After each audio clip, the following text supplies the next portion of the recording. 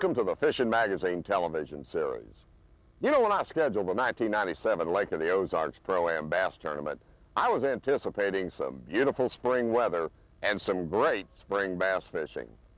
Now, the weather wasn't exactly what I anticipated, but the bass fishing was even better than I expected. We've got a great show in store for you today. Stay with us. We'll be right back.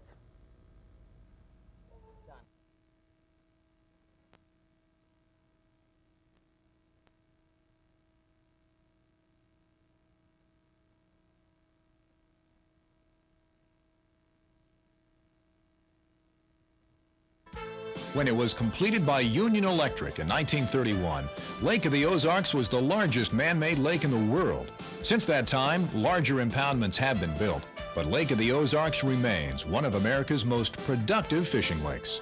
Any way you look at it, Lake of the Ozarks is an imposing body of water that's sure to test the skills of the 300 anglers gathered for the $70,000 Lake of the Ozarks Pro-Am. Topping the list of favorites for this tournament is Dion Hibdon. Following in the footsteps of his father, former Bassmasters Classic champion Guido Hibdon, 30-year-old Dion has been a professional bass fisherman for more than a decade. He already owns 2 Central Pro-Am titles, and in any tournament on the lake where he grew up, you can never count him out. 2 others to watch are the anglers who finished first and second in the 1995 Fall Pro-Am Spectacular, the last Central Pro-Am event held on Lake of the Ozarks. Jamie Edge won that tournament by making a 60-mile run to the upper Osage and coming back with enough bass to outdistance 160 other Pro Division anglers. The runner-up was Mark Tucker. Tucker knows Lake of the Ozarks well, and he's due for a big tournament. Like Jamie Edge, Mike Priest also won a Central Pro-Am title at Lake of the Ozarks fishing the upper Osage. He too should be a contender, especially if fishing is good in the river. Finally, you can't forget Dave Barker, who's riding a record-setting streak of 2 consecutive Pro Division victories. Barker normally does well on Lake of the Ozarks, so a record-extending 3rd straight title is not out of the question. As the Pro-Am anglers prepare for the Day 1 takeoff, Mother Nature has thrown them a curveball.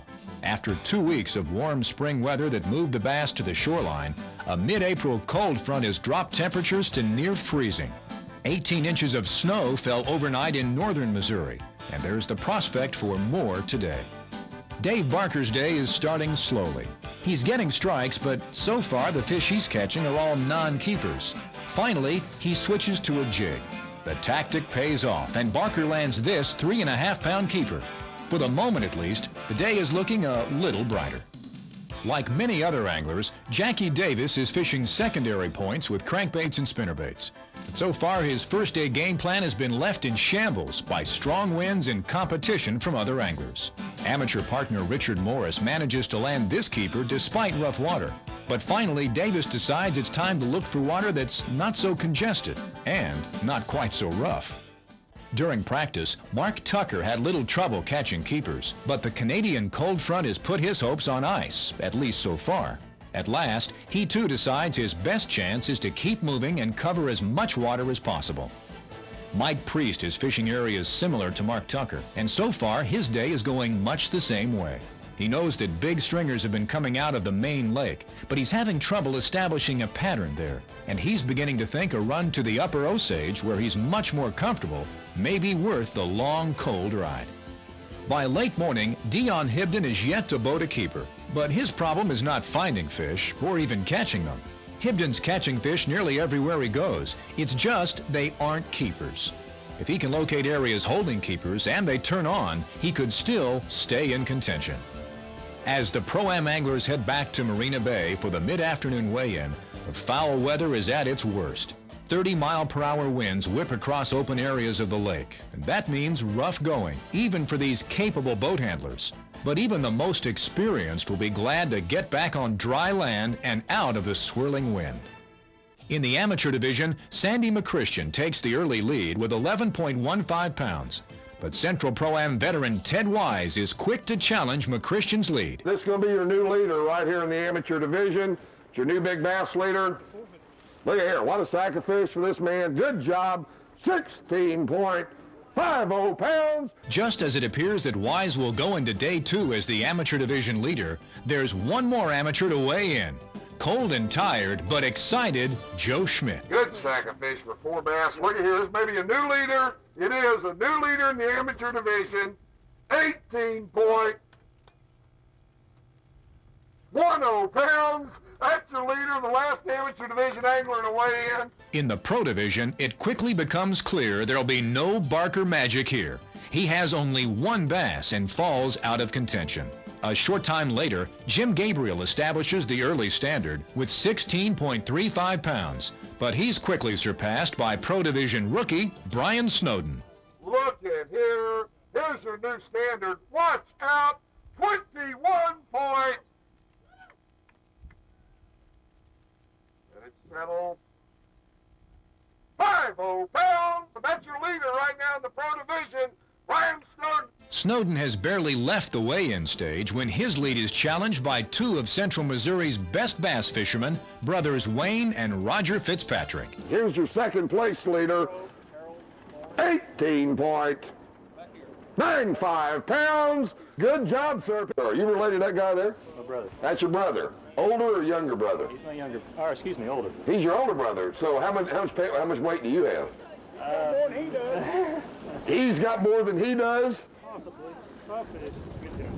So he thinks he beat him. Look at here, 12.35. Oh, wait a minute. Okay, wait a minute. All right, hold on. Easy. Easy. 21.50 pounds. Mark it. You want to tell everybody how you caught that big limit of fish? I'll tell him tomorrow. You want to tell everybody how your brother caught his big limit of fish? You bet. I'll tell him where it is. Doug Garrett, fresh from his victory at Megabucks, isn't able to take the lead, but his 4 quality bass put him in contention. Mark Tucker manages to stay in the hunt with 16.45 pounds, while this 8.5-pound bass helps Gary Pendergrass rank among the leaders with 17.2 pounds. After a morning of frustration, Dion Hibdon finally got rolling in the early afternoon. As his father watches from the sidelines, Dion comes to the scales with a 7.5-pounder and 3 other bass that give him a first day total of over 14 pounds and keep him in the running for day 2. Then Kirk Washburn, host of the Performance Bass Fishing TV show, proves he really knows what he's talking about. Look at this sack of fish. My gosh, there went Alan Head's record, 25.90 pounds. Just when the shivering crowd believes they've seen all the 7-pound bass one day can offer, Jackie Davis comes to the scales. Leading the tournament, 25.90 pounds. That broke the record set last year down at Grand Lake. Look at this. Look at this. My gosh, 28.15 pounds. Ladies and gentlemen, with $12,000 on the line, that's your new leader in the Pro Division. Put your hands together for Jackie Davis. At the end of a dramatic first day in which the Central Pro-Am one-day record falls not once, but twice, Jackie Davis stands atop the Storm Pro-Am scoreboard with 28.15 pounds. Right behind Davis is Kirk Washburn with 25.9, followed by Brian Snowden, Roger Fitzpatrick, and Mitch Glenn, all with more than 20 pounds at the end of day 1.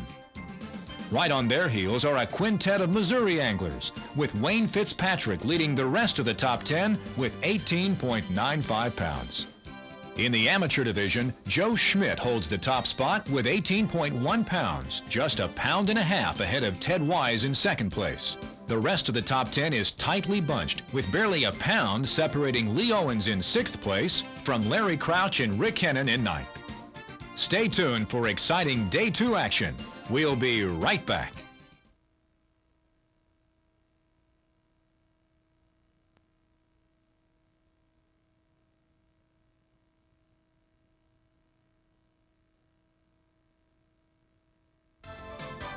It's now time for Bass Fishing My Way, angling advice from some of Central Pro-Am's top competitors. Central Pro-Am veteran Jamie Edge had only 1 keeper today, but the last time Central Pro-Am came to Lake of the Ozarks, Edge took home all the marbles, and he did it fishing his way. Jig's always been my confident bait because I think you can catch it 98% of the bites you get. And generally, if you get a bite, it's generally a good fish. I'll fish a jig every time I go fishing. They don't always bite it, but I'll fish it every time I go. It's slower to find fish with, and I'd rather find them with something else than catch them with a jig. We use a Fenwick line, and it's either 25-pound or 30-pound test on a flip. You got to flip around so many rocks, you can't use light line. And the Fenwick's, for me, has worked good because it's tough. It's a little hard to see because it's clear, but I'd rather not see it as well and have something that won't break when I set the hook. Day 2. The temperature still hovers in the mid-30s, but the early morning sunshine carries both good news and bad news. The good news is the prospect for a warmer spring-like day. The bad news is the cloud cover that worked to many anglers' advantage on day 1 is gone. Leader Jackie Davis heads straight for the Grand Glaze arm of the lake, the area that produced his big fish on day 1.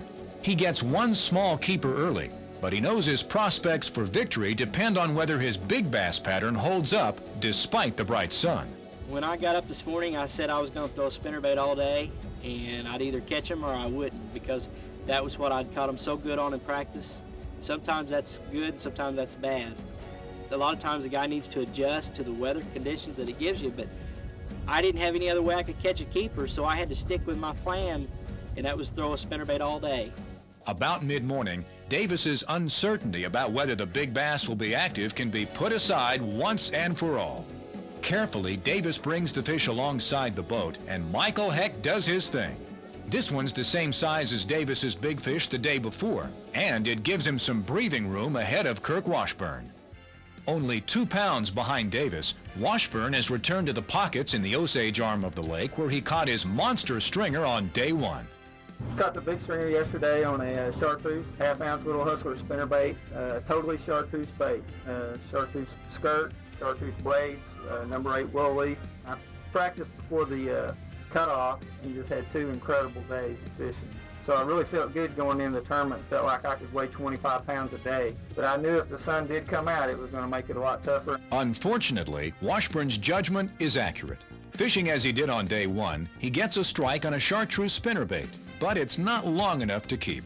A short time later, he gets another strike on the same lure. When this one's also too short, Kirk senses that a change may be called for, so he switches to a white spinnerbait with nickel blades. Soon he gets another strike. With his first keeper now in the live well, Washburn's ready to make his move. Brian Snowden, in 3rd place after day 1, is fishing main lake points in the Gravois arm of the lake. In any normal tournament, his 21-pound stringer would have given him the first day lead. But with the record-setting catches Washburn and Davis had on day 1, Snowden finds himself 7 pounds behind the leader.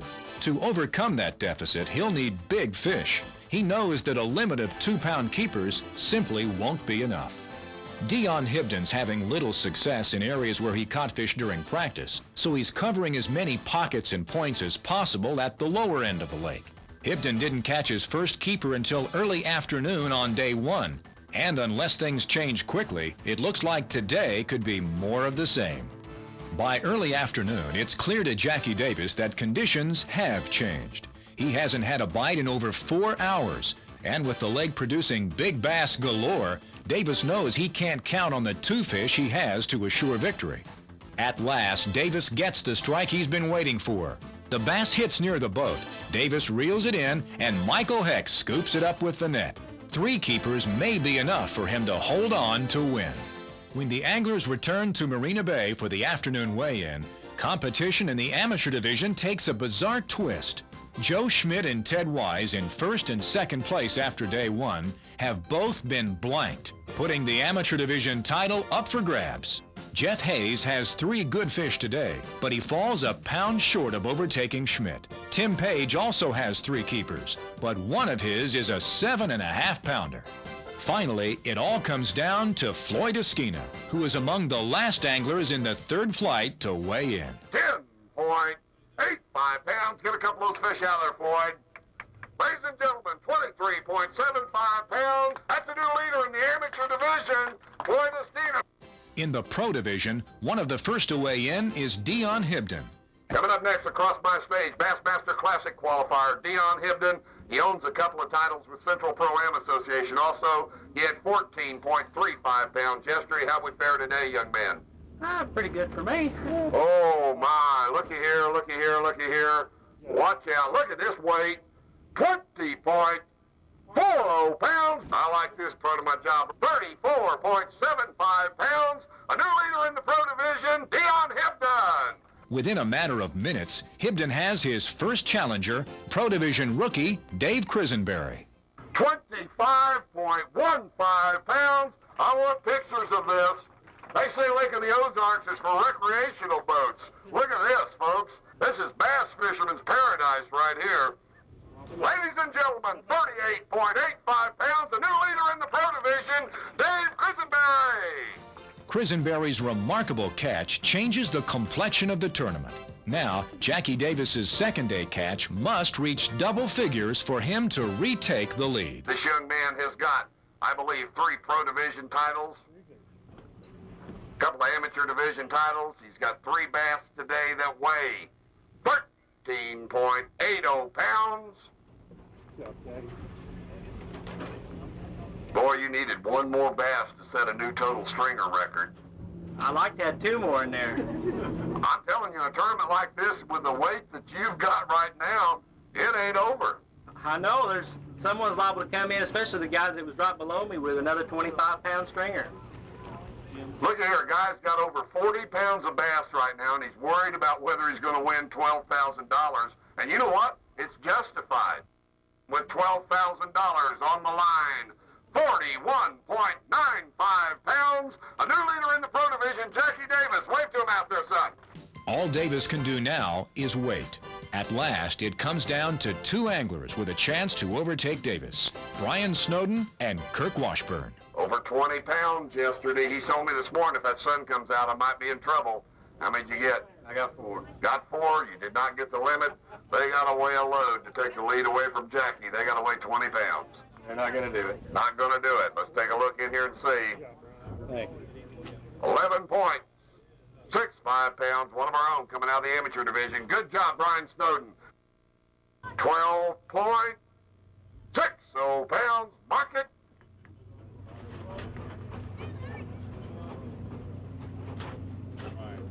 Man, oh man, I don't know even where that fits in at. I believe that's going to be about 3rd place right now. 38.50 pounds. Good job, Kirk Washburn. This one's in the record books now. Jackie Davis wins the $12,000 first prize and his 4th Pro Division title with a 2-day total of 41.95 pounds. Dave Krisenberry rides his monumental 2nd-day catch, the 3rd highest in Central Pro-Am history, to finish 2nd. He ends up less than a half pound ahead of Day 1 leader Kirk Washburn, with Dion Hibdon and Jay Halsey rounding out the top 5. The rest of the top 10 is an all-Missouri affair, with Brian Snowden and Jimmy Davis Jr. leading the way in 6th and 7th place. In the amateur division, Floyd Esquina puts together 2 good days to finish with 23.75 pounds and outdistance Day 1 leader Joe Schmidt by over 5 pounds. And as it was on Day 1, the rest of the top 10 is tight, with 6th place finisher Jeff Hayes only a half pound ahead of Ted Wise in 10th. Stay tuned to learn more about how Jackie Davis caught his record 28-pound stringer. We'll be right back.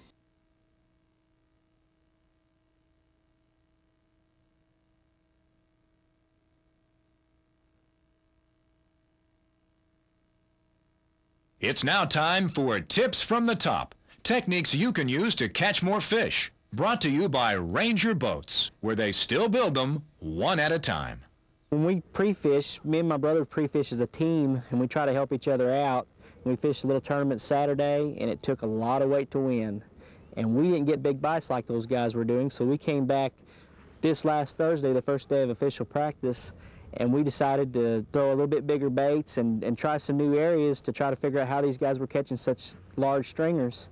And we got on a little something. We were throwing a little bit bigger bait than a lot of guys were throwing. And that's how we was able to catch, I think, some of the better quality fish. I was throwing a half-ounce Stanley Platinum. It's a new spinnerbait that he came out with, and it's got a real fine wire on it, and I think it has a real good vibration.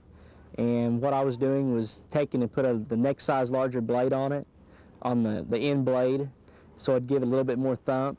I was using a 6-inch Lucky Strike curly tail trailer behind this Stanley spinnerbait, and that 6-inch trailer gives the bait a lot more bulk and helps slow it down also when I was cranking it in, and I think that made a lot of difference as far as the bites, because you had to crank the bait really slow to get bites out there today. One of the little things that I did today was I took this dye that Spike It Bait Company makes, and it's made for spinnerbait blades. In practice, I decided to try that because this water was so dirty that I'd take one of my blades and paint it white, and so I used that during the tournament too.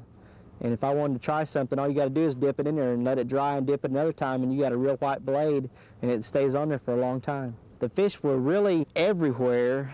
It was just hard to get a bite. You just had to fish everything. That was one of the keys, was fishing as many banks as you possibly could in a day's time. I had 2 7-pounders, almost 8s yesterday, and one that'd go about 6 something, and they all came off of points, and 2 of them came off of big rocks that were under the water that you couldn't see visually, but when you got up on top of the rocks, you could see a dark spot. You know, I've been throwing a spinnerbait for years, and I've never had a day like Jackie Davis had at the 1997 Lake of the Ozarks Pro-Am Bass Tournament. I guess it just goes to prove, you believe in something, you keep throwing it, good things are going to happen in a bass tournament. We hope good things keep happening for you also. We'll see you next week on Fishing Magazine.